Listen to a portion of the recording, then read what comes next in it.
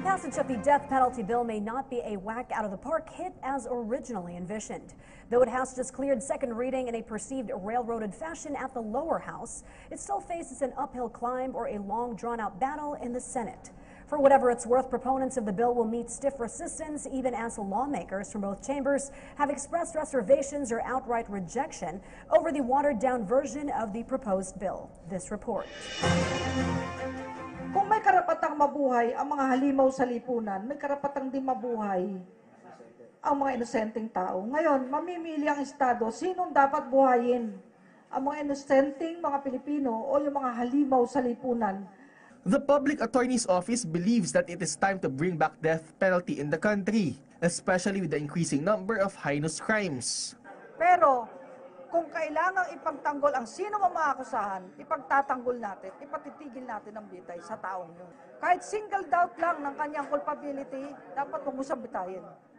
Single doubt, sabihin may pagdududa.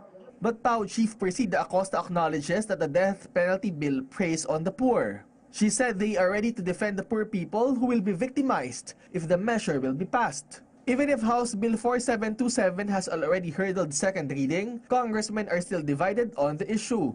If they are found really na violating this heinous crime, especially dun sa drug-related cases, dapat ang pagpapatupad ng batas or kung kinakailangan sila ay mabitay quickly and swiftly. However, Congressman Harry Roque believes that once signed, anti-death penalty laws may question the legality of the law in the Supreme Court. He cited that the Philippines is a signatory to the International Covenant on Civil and Political Rights, or ICCPR, a treaty in the United Nations which took effect in 1976. The treaty does not ban the imposition of death penalty, but it says death penalty can only be used as punishment for the most serious offenses. He also said that the Philippines has already junked capital punishment twice. First with the ratification of the 1987 Constitution, and second when it was lifted in 2006 under the Arroyo administration. Ang data na hawak namin, nung tinanggal po natin ang death penalty, bumaba ang heinous crimes. Ibig sabihin, miski walang deterrent effect dahil wala ng death penalty, dun pa po bumaba ang heinous crimes. Dapat law enforcement, hindi naman kung ano yung parusa. Dito nga sa ating bayan, sa drug cases, 10% lang ang conviction rate. Isa lang sa 10 ang napaparusahan. So paano naman matatakot yung mga drug pushers? Roque said he foresees a lot of absentee or abstaining congressmen once they put the death penalty to vote on third reading. Meanwhile, Bayan Muna Congressman Caloy Zarate said that a lot of things can still happen because death penalty isn't actually a priority of the Senate. I cannot really understand if those who are pushing for the death penalty bill, if they have the numbers, then wala silang dapat katakutan. No? Hayaan nila na magpahayag yung mga membro natin dito sa Kamara. Sa studio, si Attorney Persida Rueda Acosta, Public Attorney's Office, at your service. Attorney, good morning. Magandang umaga po, ma'am. Magandang umaga po sa inyong lahat at sa ating po mga kababayan, Luzon, Visayas, Mindanao, Global, sa ating mga OFWs. Yes, universe. Anyway, Attorney, may pangalawang pagbasa na dyan sa Kongreso at hopefully lusot na po yan sa Kamara. Death penalty. At nakatutok lang tayo dyan sa drug-related cases. Pag may opinion nyo po doon, ma'am. Nagpapasalamat po ako sa lower house sapagkat merong insertion ng Section 8 na kung saan ang Solicitor General o ang Chief Public Attorney ay pwede pong mag-recommend sa ating Pangulo ng pag-suspend ng execution o kaya ay pag-reprieve. Okay. Ayan. At magpagpapatawad. So napakagandang safeguard po yan. Kung sakali may pagdududa po ang Public Attorney's Office sa culpability ng isang death convict, ay pwede pong mapigil ang bitay. Okay. So, ang ganda po niyan. Ang ganda, tontuwa po ako nung makita ko po yung insert nila, nila Kong Pariñas, ni Kong Umali, at nung iba't iba pang mga proponents niyan. Section 8 po yon. Kaya kung matutuloy po ito at talagang aprobahan ng ating Kongreso, ay makakaasa po ang ating mga kababayan kung sino man po ang malalagay sa death row, ay gagawin po namin lahat ng paraan para mapag-aralan ang kanilang kaso. At kung talagang may pagdududa, a single iota of doubt, ay dapat po ay susulat tayo sa Pangulo o tatawag para po huwag ituloy ang pagbitay. Ang iniiwasan po dito, yung mabibitay kung sakasakali po, yung mga mahihirap lang po, yung walang pera, yun ang mga argumento ng kumakalaban po dito. Handa po ang Public Attorney's Office ngayon kasi may empowerment po tayo, human resource capability building. Iniisa-isa ko po ang mga region ngayon at talagang inihahanda natin sa pagpasok ng death penalty muli dahil kailangan po magagaling, mahuhusay at maging ang special appeal division po natin ay nagtalaga po tayo ng magagaling na mga abogadong galing sa hindi lang sa mga University Belt Schools, galing Ateneo, UP, Sambeda, UST at iba pa pong magagaling na mga eskwelahan. At natutuwa po ako dahil sa Paulo, Republic Act 9406, napalakas po ang sweldo, napataas, na-upgrade. Okay. Dati po ay talagang kung sino lang po yung walang mapasukan, yun ang po pumupunta sa PAO. Ngayon po hindi. Mga top-notcher, mga top students, nandiyan po. At sa Ateneo, dami pong pumapasok. At UP, Sambeda, at UST, yung mga talagang nandus lagi sa top-notcher. At ito po ay magandang simula. Kaya yung Paulo po na yan, ay pinaglalaban po namin, nalungkot lang po kami. Ito pong si Senator De Lima, may ginawa pong bill. Ay mukhang pinahihina niya po yung PAO. Meron po siyang bill biglang sinampa bago po siya maaresto. Ano po yun? Ay ang sinasabi, yung daw PAO chief na susunod, dapat dadaan sa JBC. Ay sabi ko, nawala na ng power ang Pangulo na pumili ng gusto niya at may trust and confidence siya. Bakit dadaan sa JBC? At hindi na pwedeng sumuporta ang local government units sa aming mga opisina.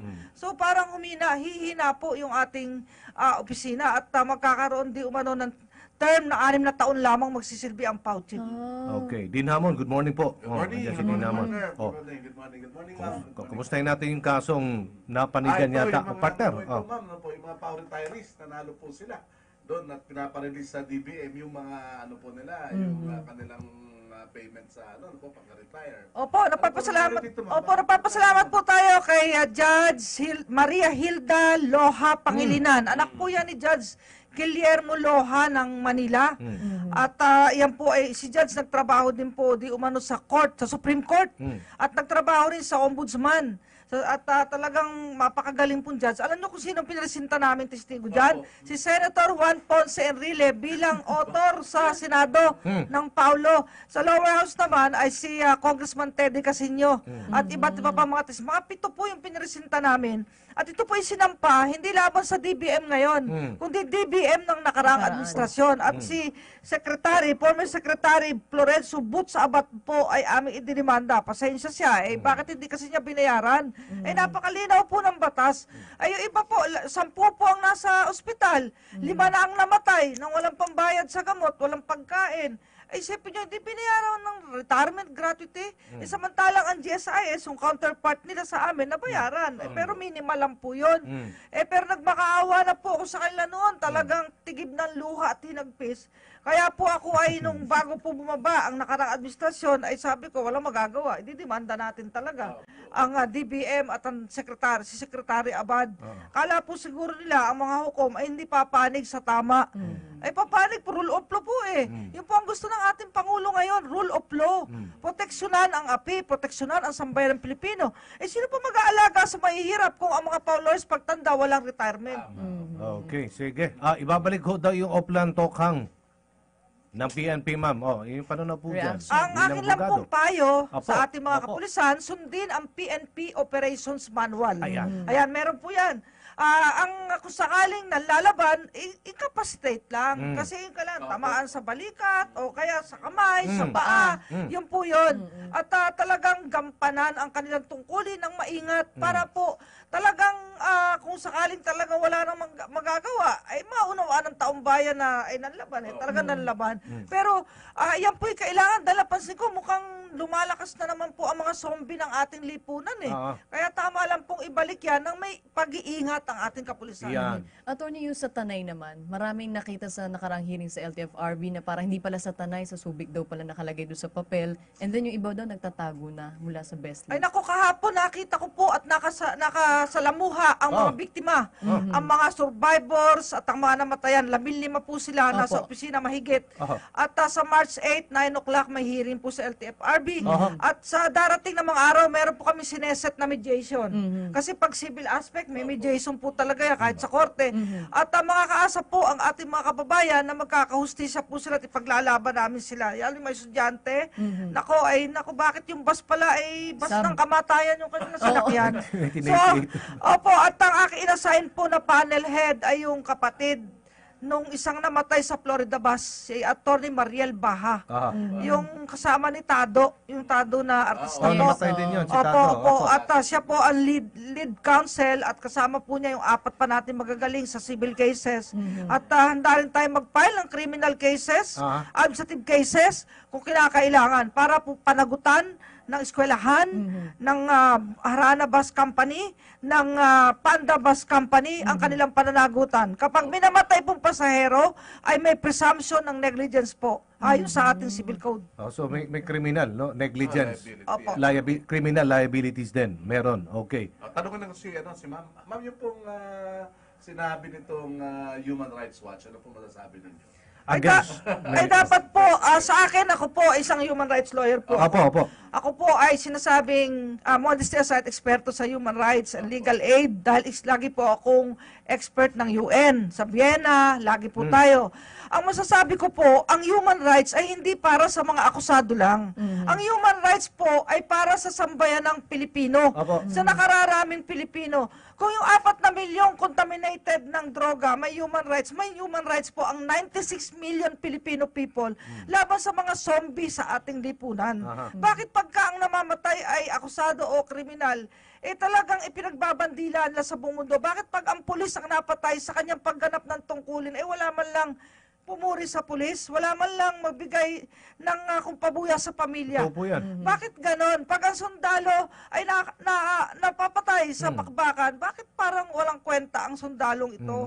Pero tingnan po natin yung karapatan, yung humanity, yung human rights ng mas nakararaming Pilipino na gusto ng kapayapaan, katahimikan, at maligtas sa mga halimaw ng lipunan. Gusto yata nila protektahan yung mga mga drug lords. Hindi yung mga inosenteng sibilyan. Oy, congratulations pala kay Mayor Inday Sara Duterte. Ay, kay Kay Stonefish. Stonefish. Saan yung video natin? Labas nyo. At saka attorney, Women's Month ngayon. Okay. Ano po Opo. ang mensahe nyo sa ating mga kababaihan? Sa ating mga kababaihan, at sadyang ang Pilipinas talagang nangunguna sa women's rights. Yes, totoo yan. Talagang ang mga lalaki sa Pilipinas, hindi naman under desire. Pero totoo po yan. talagang Mga gentleman sila isa tayo sa sa bansa babae. nangunguna sa pagiging feminista. So, ang maganda po talaga ay magunita natin ang ating ina, ang ating kapatid na babae, ang ating anak na babae. So talaga ang karapatan ng kababaihan ay dapat po isulong ng ating bayan bilang halimbawa sa buong mundo. Okay. Yan. So, mensahe nyo po. Sayang, lahat tayo oras, attorney. Pero message na Last po na message. nais nyo iparating sa ating mga kababayan.